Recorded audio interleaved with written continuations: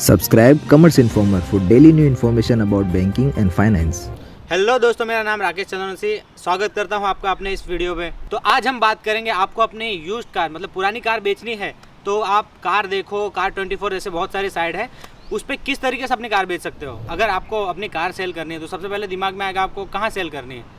कोई पर्टिकुलर इंसान तो खरीदने बैठा नहीं होगा उसके कि उसे आपने बताया और उसने आपका कार ले लिया, इसलिए आप सबसे पहले जाओगे ये कार मेलो वाला के पास। वो एक्चुअली आपके कार की वैल्यू इतनी बताएंगे कि आपको एक्सेप्ट भी नहीं होगा कि इतनी है मेरी कार की वैल्यू। वो सबसे लो प्राइस हमें अपने कार की बताते हैं, क्योंकि वो कार मेले वाले उनको भी हमसे लेके कार सेल करनी होती है।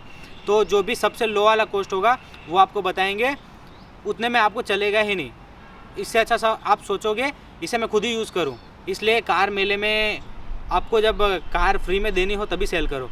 दूसरी बात, अगर आप किसी पहचान में अपनी कार को बेचना चाहते हो तो बंदा जो भी जिसको भी लेके आ रहा है कार दिखाने के लिए, वो बंदा आके सबसे पहले आपके कार के टेस्ट ड्राइव लेगा, फिर आपको आपके कार की खामियां गिनवाएगा कि इसमें ये खर्चा है, वो खर्चा है, वो खर्चा है, ये सब करा के दो, उसके बाद मैं आपकी कार की इतनी वैल्यू दूंगा।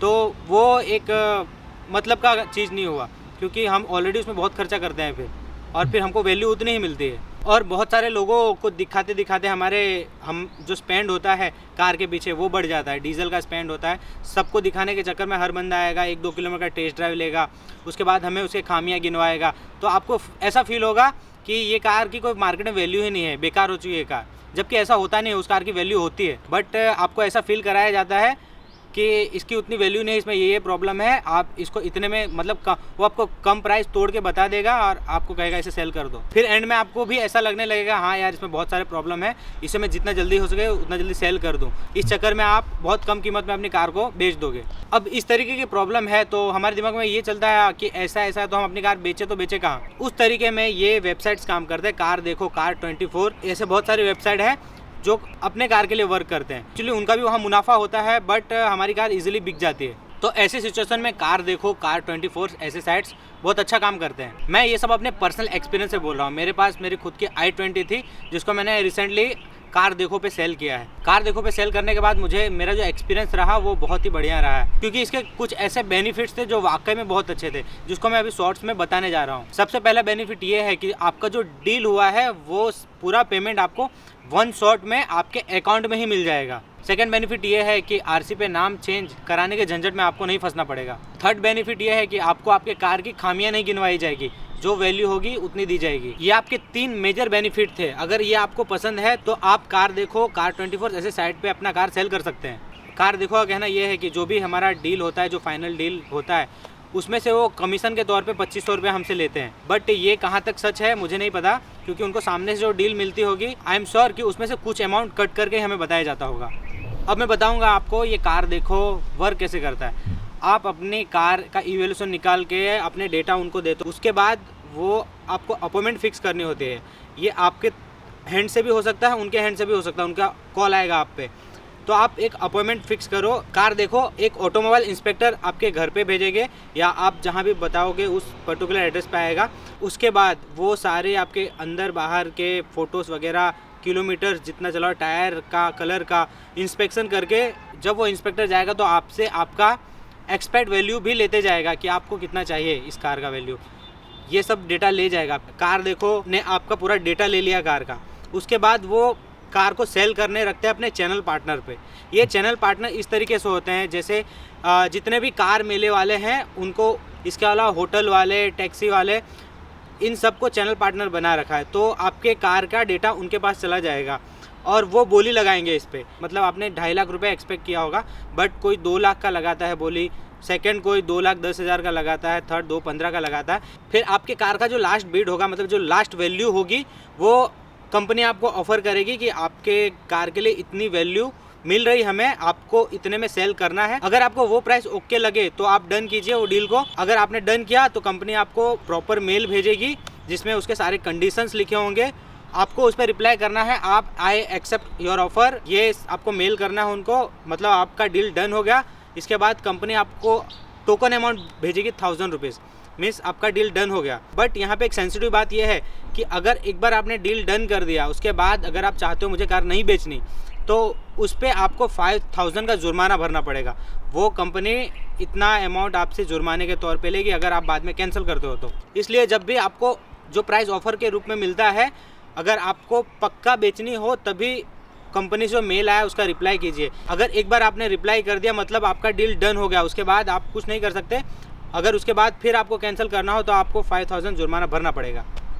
अगर आप कार देखो पे कार सेल कर रहे हो तो सबसे पहले अपने कार का जो ओरिजिनल कंडीशन है उसको उसी में रहने दीजिए। एकदम माइनर कोई खर्च हो तो वो कीजिए, बाकी कोई बड़ा खर्च हो तो वो मत कीजिए, क्योंकि कार देखोगे जो इंस्पेक्शन करने वाला आएगा वो उसके ओरिजिनल कंडीशंस को ही देखेगा। अगर बड़ा कोई प्रॉब्लम हो तो उसे मत कीजिए, क्योंकि वो दिख जाएगा उस इंस्पेक्शन वाले को। सेकंड, कलर का कोई वर्क कराना है तो वो मत करवाइए, क्योंकि वो उनके पास से मशीनें होती है तो चेक करते हैं तो पता चल जाता है कि डुप्लीकेट कलर है, तो उसका कोई मीनिंग नहीं, आपके पैसे सिर्फ वेस्ट होंगे उसमें। तो आप ये सब चीज़ों को ध्यान में रखिए कि आपको जब सेल करना है तो फालतू खर्चे मत कीजिए। वो इंस्पेक्शन करने वाला आएगा, एक जो मार्केट वैल्यू होगा वही आपको बताएगा और उसी वैल्यू में लगभग आपकी कार बिकेगी। और ये सब बातें आपको तभी ध्यान में रखनी है जब अपना डेटा आप कंपनी को सेंड करते हो, उससे पहले ये सब चीज़ों को ध्यान में रख के इस पे फालतू के पैसे मत खर्च कीजिए। अगर आप कार बेच रहे हो तो आपके कार की जो भी कंडीशन है कार को उसी कंडीशन में बेचिएगा। जो भी वैल्यू होगी मार्केट में आपको लगभग आपको उसी वही वैल्यू मिलेगी, शायद थोड़ा सा कम हो, बाकी आपको वही वैल्यू मिलेगी। अगर आपने अच्छा करने की कोशिश में उस पर खर्चा ज़्यादा कर दिया तो ये खर्च प्लस वैल्यू आपका मतलब लॉस हो जाएगा उसमें। अगर एक बार आपका डील डन हो गया तो उसके बाद कौन कौन से डॉक्यूमेंट की रिक्वायर होगी? सबसे पहले आपका पैन कार्ड होगा, आधार कार्ड होगा, जो भी ओनर है उसका बैंक का डिटेल्स होगा, आपका ओरिजिनल आरसी बुक चाहिए, सेम सिटी का एड्रेस प्रूफ चाहिए एंड 2 पासपोर्ट साइज फ़ोटो। ये आपका जब डील डन होगा तो ये सारे डॉक्यूमेंट चाहिए। अगर आपके गाड़ी का इंश्योरेंस नहीं है तो वो लोग 4600 रुपये आपके फाइनल अमाउंट से डिडक्ट करेंगे। अगर आपके गाड़ी का ओरिजिनल आरसी बुक नहीं है तो 5000 आप डिडक्ट करेंगे। अगर सेम सिटी का एड्रेस प्रूफ आपके पास नहीं है तो 1500 रुपये उसके लिए भी वो डिडक्ट करेंगे। और इसके अलावा अगर आपका पास्ट में कोई गाड़ी का चालान पेंडिंग है तो सबसे पहले उसको पे करना पड़ेगा। अगर आप पे नहीं करते हो तो जो भी चालान का अमाउंट होगा उसका 2 गुना वो चार्ज करेंगे। सबसे पहले इंस्पेक्शन वाले दिन आपने इंस्पेक्शन कहाँ पे बुक किया है, आपके घर पे या उनके सर्विस पॉइंट पे, ये देखा जाएगा। अगर आपने घर पे बुक किया है तो बंदा आपके घर पे आएगा, वो आपकी गाड़ी को इंस्पेक्ट करेगा। वो इंटरनल एक्सटर्नल डैमेज, आपका इंजन, किलोमीटर्स, कलर, डैमेजेस, सारे चीज़ें चेक करेगा। उसके बाद वो आपका डिटेल्स लेके जाएगा।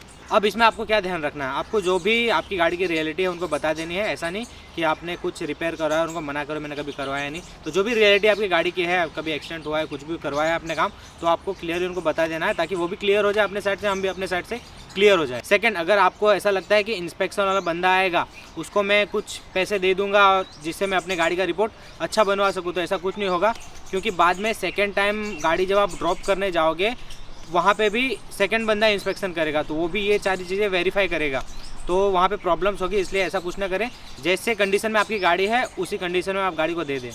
जिन लोगों ने कार लोन पे लिया है उनके लिए एक छोटा सा प्रॉब्लम है, क्योंकि उनका जब भी लोन पूरा हुआ होगा तब उनको एनओसी मिला होगा, बट ये एनओसी यहाँ पे ओनली 90 डेज़ के लिए वैलिड होता है। तो यहाँ पे वो मांगते हैं करंट एनओसी।